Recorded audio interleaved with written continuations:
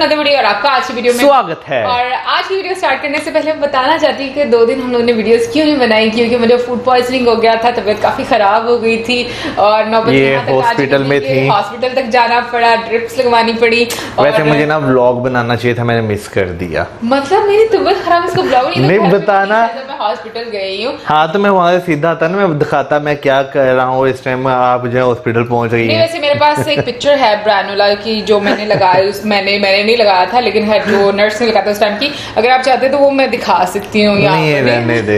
Anyway guys, thank you so much जिन जिन लोगों ने अपना कंसर्न शो किया और हम लोगों को मैसेजेस किए कि वीडियोस क्यों नहीं आ रही। तो एक्चुअली तबीयत काफी ज्यादा मेरी खराब थी, अब मैं बहुत अच्छा फील कर रही हूँ और हम सब बहुत परेशान थे इन्हें लेकर। हाँ वैसे मेरे घर वाले बहुत केयरिंग है माशाल्लाह, मतलब मैं कहूंगी कि मेरे पास से उठे ही नहीं, इतनी केयरिंग है, मुझे आराम नहीं करने दिया लोगों ने।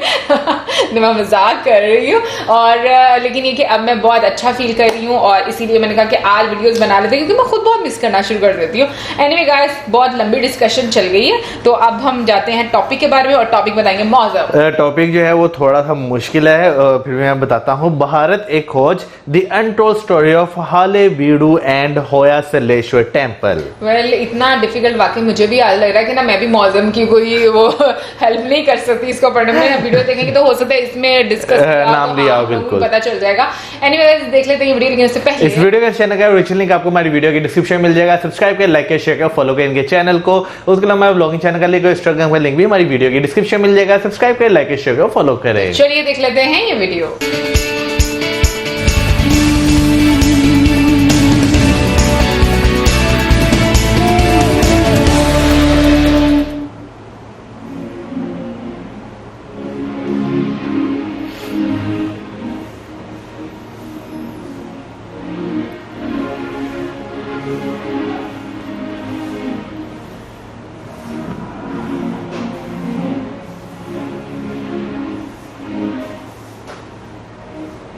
टेम्पल एक ऐसे साम्राज्य की कहानी जिसके मंदिरों की दुनिया भर में दुहाई दी जाती है। दुहाई मींस एग्जांपल? हाँ नहीं क्या होगा वैसे वर्ड बहुत दफा सुना है। एक ऐसी शख्सियत की दास्तान जिसने छड़ी से शेर का शिकार किया।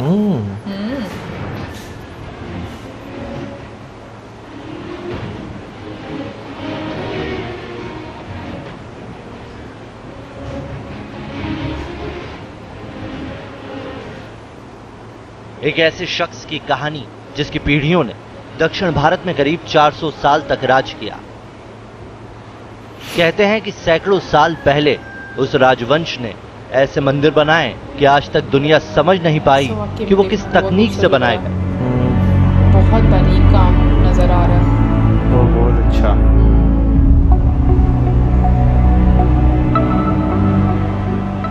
दुनिया के सामने रहस्य तो ये भी है कि दूरबीन की खोज से सैकड़ों साल पहले ही हिंदुस्तान के इस हिस्से में बनी मूर्तियों के पास दूरबीन कहां से आई।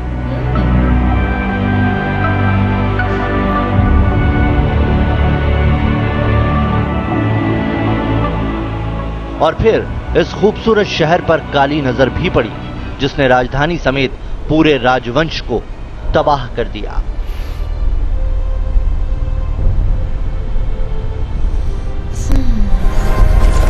कहते हैं कि वो हमलावर इतने क्रूर थे कि राजा को मारकर उनकी चमड़ी उधेड़कर शरीर में भूसा भर दिया था और लाश को दीवार पर लटका दिया था। हलेबीडु या इतिहास का दार समुद्र होयसाला राजवंश का ये वो खूबसूरत मंदिर है जो हसन जिले में है और आज भी इतिहास की उन खूबसूरत यादों को अपने में समेटे हुए है, जिसने होयसल वंश यानी प्रहारशाला शाला अपनी बहादुरी के लिए जाना जाता था। होयसल राजवंश का निशान भी शेर से लड़ते हुए यानी शाला बहादुर, शाला अपनी बहादुरी के लिए फेमस था। उसके बाद ही ये खूबसूरत राजवंश यहाँ दार समुद्र में कभी तमिलनाडु और कर्नाटक के मौजूदा कर्नाटक के एक बड़े हिस्से पर शासन किया करता था। 10वीं से 14वीं शताब्दी तक इस राजवंश ने अपने वैभव को देखा है और तमाम आसपास के राजवंशों को हराकर अपनी सत्ता स्थापित की थी। कर्नाटक के हासन जिले में पड़ता है हलेबीडु। हासन शहर से उत्तर पश्चिम में 27 किलोमीटर और बेंगलुरु से करीब 200 किलोमीटर दूर पड़ता है ये शहर। आज से 1000 साल पहले जब यहाँ शहर बसाया गया था तो इसका नाम था द्वार समुद्र, यानी समुद्र का द्वार। इस शहर से कुछ ही दूरी पर अरब सागर है, इसीलिए समुद्र के रास्ते आने वाले कारोबारियों के लिए ये भारत में दाखिल होने का द्वार बन गया था।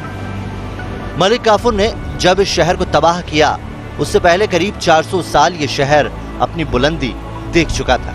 तबाही की वो दर्द भरी कहानी दिखाने से पहले आपको बताते हैं द्वार समुद्र के उस स्वर्णिम दौर के बारे में जिसका किस्से हैरान करते हैं। वो 10वीं शताब्दी का दौर था। द्वार समुद्र से करीब 50 किलोमीटर दूर एक गांव था जिसका नाम था अंगड़ी। कहा जाता है कि इस गांव के जंगल में एक दिन कुछ ऐसा हुआ जिसने दक्षिण भारत के इतिहास को एक नया राजवंश दिया। कहानियां हैं कि यहाँ साल नाम का व्यक्ति अपने गुरु के साथ जंगल में टहल रहा था। तब अचानक सामने एक शेर आ गया। शेर को करीब आते देख गुरु ने शिष्य से कन्नड़ में कहा, होए साल। इसका मतलब होता है प्रहार करो साल। शेर पर हमला करने के लिए साल के पास बस एक छड़ी थी। साल ने छड़ी के प्रहार से ही शेर को ढेर कर दिया। कहा जाता है कि साल की बहादुरी का यह किस्सा बिजली की रफ्तार से चारों तरफ फैल गया और कुछ ही सालों में उसको इलाके की राजा की गद्दी नसीब हो गई। उस राजवंश का नाम पड़ा होयसाल। होयसाल राजवंश ने द्वार समुद्र को अपनी राजधानी बनाया। होयसाल राजवंश के शुरुआती राजा जैन थे, इसीलिए उन्होंने हजारों की तादाद में जैन मंदिर बनवाए। लेकिन कहा जाता है कि साल 1108 में होयसाल साम्राज्य की गद्दी पर काबिज हुए राजा विष्णुवर्धन वैष्णव बन गए थे। विष्णुवर्धन के पौत्र भल्लाल द्वितीय के दौर में होयसाल अपनी बुलंदी के चरम पर था। कावेरी नदी के पश्चिम से लेकर पूर्व में कृष्ण नदी तक होयसाल की पताका लहराती थी। इस दौर में होयसाल राजाओं ने हजारों की तादाद में बेलूर और द्वार समुद्र में मंदिर बनवाए। हर मंदिर में शेर का शिकार करते राजा की मूर्ति जरूर मिलती है, क्योंकि वही होयसाल साम्राज्य का भी प्रतीक था।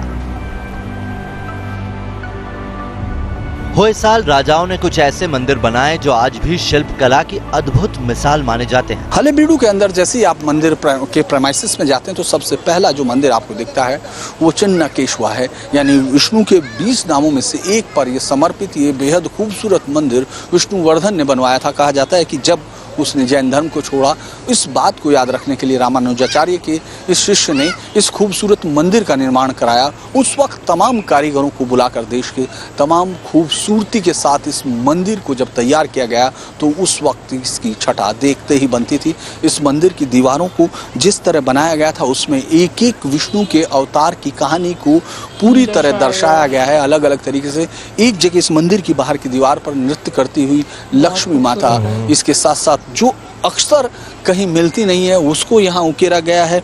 इसके अलावा प्रहलाद, भक्त प्रहलाद की कहानी, हिरण्यकश्यप की कहानी, अलग अलग कहानियों को यहाँ दीवारों पर अंकित किया गया है। अलग अलग हिंदू धर्म के ग्रंथों में वर्णित तमाम गाथाओं को इस चिन्नकेश्वर मंदिर की दीवारों पर अंकित किया गया है। द्वार समुद्र या हलेबीडु में ही होयसलेश्वर मंदिर भी है, जिसकी कारीगरी का कोई मुकाबला नहीं है। करीब 100 साल पहले यह मंदिर बनकर तैयार हुआ था। 100 साल। मंदिर की विभिन्न मूर्तियां अपनी बारीकियों के लिए बेजोड़ हैं। मंदिर की दीवारें अनगिनत देवियों, पशु पक्षियों और नृत्य करती युवतियों से तराशी मूर्तियों से भरी हुई है। इस मंदिर की खास बात यह भी है कि इसका कोई भी भाग एक जैसा नहीं है। इन मूर्तियों के जरिए रामायण, महाभारत जैसी कई पौराणिक कहानियों के साथ साथ कई मान्यताएं उकेरी गई हैं। मंदिर की मूर्तियों में कुछ ऐसे राज भी दफन हैं जिनको आज तक समझना मुमकिन नहीं हो पाया। इन मूर्तियों को गौर से देखिए। 2 फौज आमने सामने खड़ी है। माना जाता है कि देवताओं और असुरों के युद्ध को दर्शाने वाली मूर्तियां हैं, लेकिन इसमें सबसे खास ये मूर्ति है। देखकर ऐसा लगता है कि देवताओं की इस फौज के पास दूरबीन जैसा यंत्र है। लेकिन क्या आज से करीब 800-900 साल पहले इन मंदिरों को बनाने वाले शिल्पकारों को दूरबीन का ख्याल रहा होगा? यहाँ पर सबसे आगे वाली मूर्ति के हाथ में ये दूरबीन जैसी आकृति दिखती है। मूर्ति की एक आंख बंद नजर आ रही है और सामने दुश्मन की सेना है, जिससे अनुमान लगाया जाता है कि दूरबीन के जरिए दुश्मन की सेना को देखने की कोशिश हो रही होगी। दुनिया में आम मान्यता है कि इटली के रहने वाले गैलीलियो ने 1609 ईस्वी में दूरबीन की खोज की थी। तो फिर मूर्तियों के हाथों में दूरबीन जैसी चीज का सच क्या है?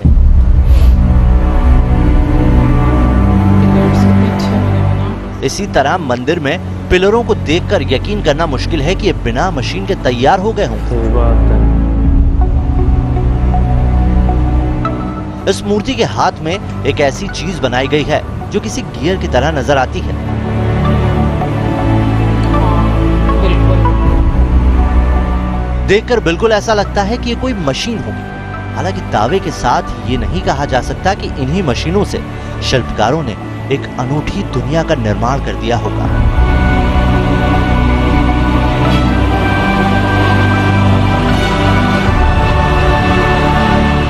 मंदिर में पिलर की पॉलिश भी ऐसी मिलती है कि आज भी इनकी चमक कम नहीं हुई।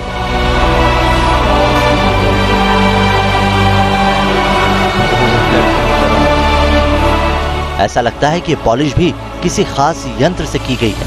इस मूर्ति के हाथ में जो शंकु के आकार का यंत्र दिख रहा है वो बिल्कुल वैसा ही है जैसा पॉलिश करने के लिए काम में लिया जाता है। तो क्या 900 साल पहले ऐसे टूल्स दक्षिण भारत के इस राजवंश के कारीगरों ने इजाद कर लिए थे? मंदिर में अंदर की मूर्तियों का बारीक काम देखते ही बनता है। मानव कद मूर्तियों के सिर पर सजा मुकुट देखकर आप हैरत में पड़ जाएंगे। देवियों की मूर्तियों के शरीर पर आभूषणों की सुंदर नक्काशी भी अनूठी है। मंदिर के बाहर की तरफ 1248 हाथी बनाए गए हैं और कमाल की बात यह है कि सभी हाथी अलग अलग तरह दिखते हैं। मंदिर में 9 फीट की नंदी बैल की मूर्ति बनाई गई जो सिर्फ एक ही पत्थर की बनी हुई है। इस मंदिर की नींव साल 1121 में रखी गई थी और साल 1207 में बनकर तैयार हुआ था। लेकिन बना तो ऐसा कि दुनिया भर के शिल्पकार इस मंदिर की शान में कसीदे पढ़ते हैं। मशहूर शिल्पकार जेम्स फर्गुसन इस मंदिर की भव्यता और कारीगरी देखकर इतने हैरान हुए थे कि 19वीं सदी में एथेंस में बनाई गई प्रसिद्ध इमारत पार्थेनन से इसकी तुलना की थी। अच्छा, तो उन्होंने कहा था कि पूर्व में इंसानों का बनाया ऐसा कोई दूसरा मंदिर नहीं है। ये उस मंदिर की तारीफ है जो आज से करीब 800 साल पहले बनाया गया था। इतिहासकारों के मुताबिक 17 नवंबर 1310 को दिल्ली से मलिक काफूर की अगुवाई में खिलजी की सेना दक्षिण की तरफ रवाना हुई। करीब 3 महीने बाद 26 फरवरी 1311 को काफूर खिलजियों की सेना के साथ द्वार समुद्र पहुंचा। उस वक्त होयसाल की गद्दी पर राजा भल्लाल तृतीय काबिज थे। मलिक काफूर की सेना के सामने होयसाल राजा की सेना कम थी, इसीलिए हार तय थी। कहा जाता है कि मलिक काफूर ने द्वार समुद्र के मंदिरों में खूब तोड़फोड़ की और जमकर लूटपाट की। अपने 400 साल पुराने साम्राज्य को बचाने के लिए होयसाल राजा ने क्रूर मलिक काफूर के पास सुलह का प्रस्ताव भेजा। कहा जाता है कि मलिक काफूर ने होयसाल राजा भल्लाल के सामने 2 शर्त रखी थी, या तो इस्लाम धर्म कबूल करें या फिर खिलजी शासकों को हर साल तय मात्रा में सोना चांदी पहुंचाए। होयसाल राजा भल्लाल ने मलिक काफूर की कौन सी शर्त कबूल की? मलिक काफूर ने 312 हाथी, 20,000 घोड़े और कई किलो सोने के आभूषण लूटे थे। हलेबीडू को तबाह कर मलिक काफूर जब दिल्ली की तरफ मुड़ गया तो राजा भल्लाल देव ने एक बार फिर अपने साम्राज्य को संभालने की कोशिश की, लेकिन दिल्ली के तख्त पर काबिज मुस्लिम शासकों के हमले होयसाल पर होते रहे। द्वार समुद्र अब हलेबीडू यानी बर्बाद शहर बन चुका था। साल 1316 में अलाउद्दीन खिलजी की मौत के साथ ही खिलजी साम्राज्य का अंत हो गया। कुछ साल बाद दिल्ली पर तुगलकों का राज हुआ तो उन्होंने दक्षिण भारत के राजाओं को लूटने की चाह नहीं छोड़ी। कहा जाता है कि मोहम्मद बिन तुगलक के बागी भतीजे को राजा भल्लाल ने शरण दी थी, इसीलिए होयसाल पर तुगलक सेना ने 1326 में हमला बोल दिया था। कहा जाता है कि तुगलकों ने राजा भल्लाल को मदुरै में पकड़कर बेहद दर्दनाक मौत दी थी। मोहम्मद बिन तुगलक के दौर में आए मोरक्को के यात्री इब्न बतूता ने लिखा है कि पकड़े गए राजा को पहले बेरहमी से मारा गया, उसके बाद उसकी चमड़ी उधेड़ी गई और उसके शरीर को भूसे से भरकर मदुरै की दीवार पर लटकाया गया। इसी के साथ उस साम्राज्य का भी अंत हो गया जिसने करीब 400 साल तक दक्षिण भारत पर राज किया, जिसने दक्षिण भारत को स्थापत्य कला की ऐसी विरासत दी जिसका आज भी कोई सानी नहीं है। वीडियो जर्नलिस्ट सौमित्र घोष के साथ धीरेन्द्र पुंडीर, न्यूज नेशन, हलेबीडू।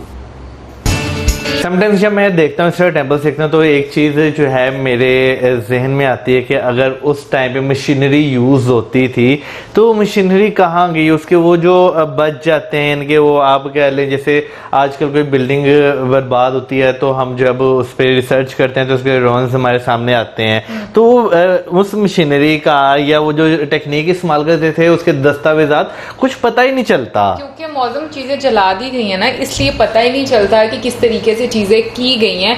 लेकिन ये है कि जो भी हम कहेंगे कि चीजें बनाई गई हैं और अब सामने आ रही हैं, कमाल की हैं। लेकिन आज ये टेम्पल देखकर मुझे ये लगता है कि इस टेम्पल को भी यूनेस्को हेरिटेज में आना चाहिए, क्योंकि जिस कदर उसमें बारीकबीनी से काम किया गया है बहुत बहुत खूबसूरत है। वैसे वाकई इंडिया में जब आप ईसा के जो टेम्पल्स हैं जो कि डिफरेंट साम्राज्य के बीच में बने हुए हैं, जब वाकई आप उन्हें देखते हैं आप उन्हें जो है देखे हैरान होते हैं। नो डाउट उन्हें बहुत बार जो है ख़त्म करने की कोशिश की गई है लेकिन जो है उन्हें ख़त्म नहीं किया जा सका। खैर अभी फ़िलहाल इसके अलावा मैं खजुराहो टेम्पल की बात करना चाहूँगा। हमने जब वो भी देखा तो वो भी बहुत ज़्यादा खूबसूरत था। अजंता-एलोरा केव्स की बात करें, एलिफेंट जो केव्स हैं उनकी बात कर लें, मतलब किसी चीज़ को भी हम उठाकर देख लें बहुत बहुत खूबसूरत है। जैसे कि हम बात करें जो उसके अंदर स्टोरीज हम कहेंगे कि जैसे वीडियो में बताया गया कि महाभारत की स्टोरीज हैं वो दर्शाई गई हैं और हर चीज मतलब अगर हम बात करें तो डिफरेंट तरीकों से कोई भी चीज रिपीट नहीं की गई उसमें। बिल्कुल। अच्छा मैं मूर्तियों की बात करूं तो मूर्तियां जो है उस जमाने में जो इस्तेमाल होने वाली टेक्नोलॉजी, खाली इसमें नहीं, हमने और भी जो टेम्पल्स देखे हैं उसमें जो टेक्नोलॉजी उस जमाने में इस्तेमाल होती थी उसके बारे में भी वो चीजें दर्शाती हैं। जैसे कि इसमें दूरबीन की बात करें तो दूरबीन जो है वो वाकई हमें, खैर आज के वक्त की मॉडर्न टेक्नोलॉजी की बात करें ना तो हम तो जो चीज़ भी देखते हैं हम यही कहते हैं कि भाई ये तो अंग्रेज़ों की ईजाद है या अमेरिकन की या यूरोपियंस की ईजाद है। हमें ये नहीं पता था कि भाई हमारे यहाँ पर क्या चीज़ें जो हैं वो बनी। वो तो खैर कुछ लोग रिसर्च करते हैं, चीज़ें बताते हैं, हम तक पहुँचती हैं तो हमें पता चलता है कि हाँ भाई ये चीज़ जो है यहाँ पर ईजाद हुई। फिर जैसे ईमानदी ने जिक्र किया कि जो है रिकॉर्ड जला दिए जाते हैं, सारी चीज़ें ख़त्म कर दी जाते हैं, तो नो डाउट हिस्ट्री में जो इन्वेडर्स हैं उन्होंने हमारा बहुत ज़्यादा जो है वो नुकसान किया है इन चीज़ों को लेकर कि हमें जो है अपनी हिस्ट्री के बारे में उस तरह पता ही नहीं है जिस तरह पता होना चाहिए था। अच्छा वैसे मैं एक बात बोलूं, मुझे ऐसा लगता है कि ना हिस्ट्री में अगर सबसे कुछ ब्लैक चैप्टर रहा है ना पास्ट का तो वो सबसे ज़्यादा ये रहा है कि जो इन्वेडर्स ने आकर जितना भी नॉलेज था उसको ख़त्म कर दिया, लेकिन उसके बावजूद वो सक्सेसफुल नहीं हो पाए। यानी कि अगर हम आज की बात करें चीज़ें निकल कर सामने आ रही हैं, आपको पता चल रहा है, देखो दौलत जो है ना वो खत्म हो सकती है, आप उसको लूट सकते हैं, लेकिन जो नॉलेज है उसको आप कभी भी लूट सकते। तो एक तरह से देखा जाए तो उन सब लोगों की ये एक हार है जिन लोगों ने इसको खत्म करने की कोशिश की थी।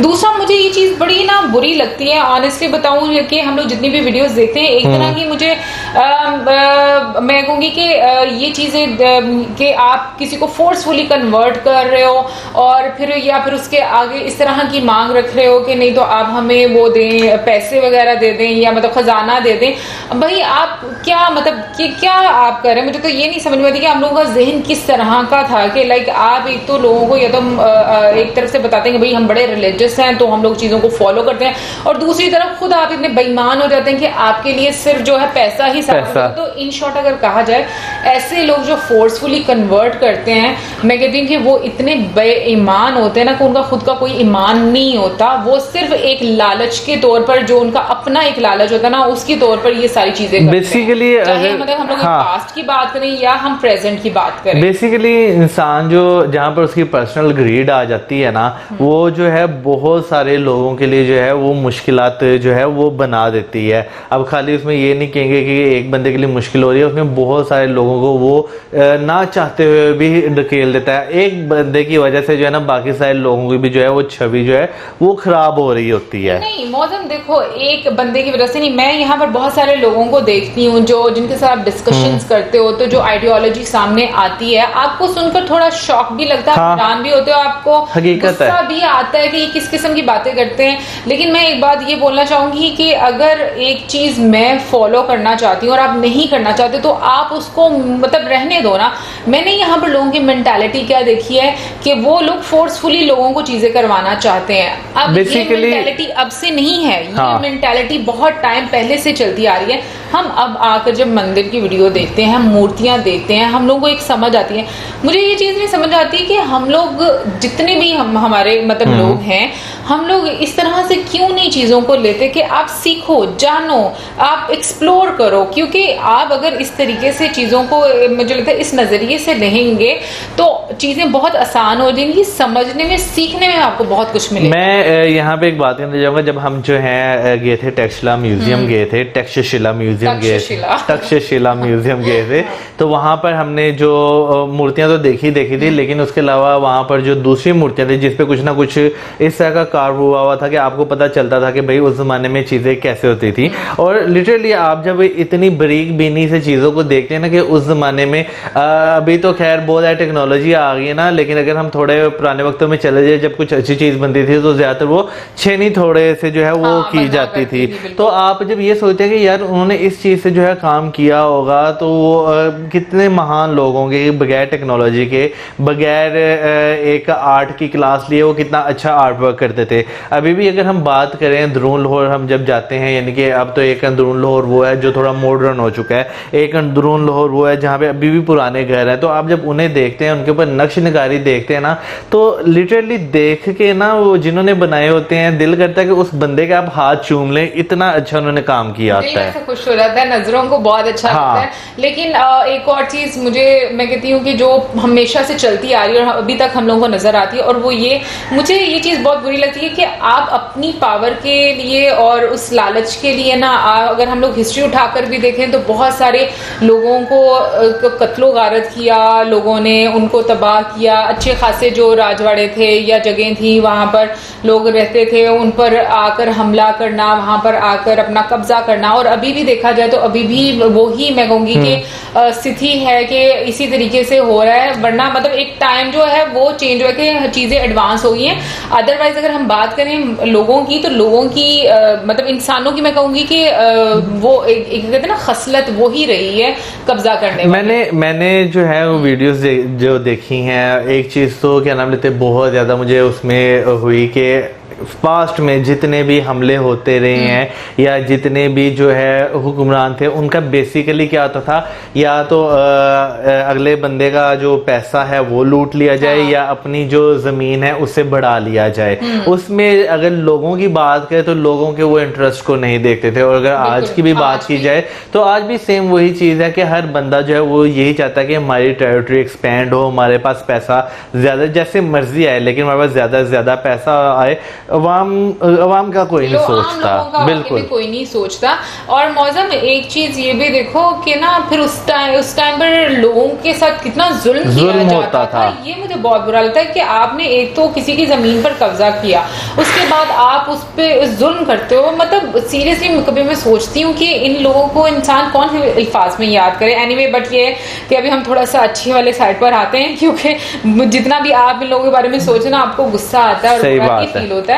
बट ये कि मैं बात करना चाहूंगी कि जितनी खूबसूरती से बनाया गया, और अभी तक हम लोग यानी कि मतलब पत्थरों को तराश कर ही ये बनाया गया, बिल्कुल लग तो ऐसे ही रहा कि पत्थरों को तराश के बनाया गया हुआ है। बिल्कुल कर लें या फिर मूर्तियों की बात कर लें, इवन के जो बीच में एक वो क्या गैजेट क्या कौन सा था वो जो जिसके साथ रिजेंबल किया जा रहा था, वो गरारियां कहते हैं, गरारी कहते हैं। आई थिंक मोटरसाइकिल में हाँ, तो इस टाइप की नजर आती है ना। बिल्कुल। अच्छा, मैं एक बात सोच रहा था वीडियो देखते हुए भी कि चले उन्होंने चीजें बना ली, लेकिन चीजों को सेट करना, अब जैसे पिलर्स हैं, पिलर्स उठा के रख लिए, पिलर्स के ऊपर छत के ब्लॉक्स डालना कितना मुश्किल काम होता था।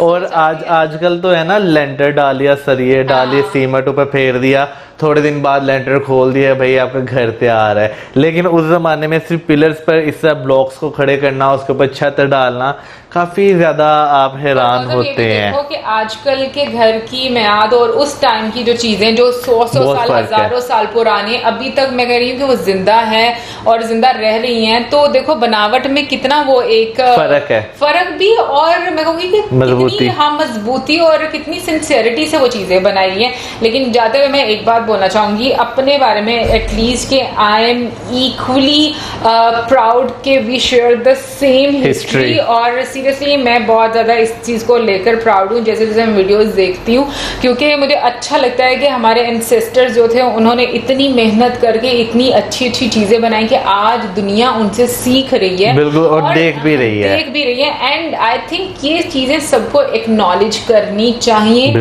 जो इस मट्टी से बिलोंग करता है। एटलीस्ट एटलीस्ट उन लोगों को तो ज़रूर ये चीज़ें जो हैं वो जाननी चाहिए। आई नो थोड़ा सा मुश्किल ज़रूर है इनिशियली इन लोगों के लिए, लेकिन कोशिश करेंगे तो हो जाता है, कोशिश करेंगे तो हो जाएगा, क्योंकि आपको सुकून तब मिलता है जब आप सच को ना समझना शुरू करके उनको एक्सेप्ट करना शुरू करते हो। सही बात है। बट एनीवे गाइस, ये तो थी हमारी आज वीडियो। आई होप आपको अच्छी लगी। थैंक यू सो मच इतनी अच्छी वीडियो सजेस्ट करने के लिए, क्योंकि एक नया चैप्टर, एक नई चीज़ हम लोगों को पता चलती है।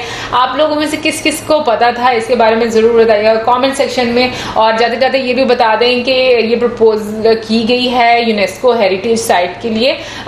देखते हैं अभी कब तक इसका नाम आता है, और तब तक के लिए हमें दे इजाजत। हमारी video like, subscribe, share, prayers. Good bye.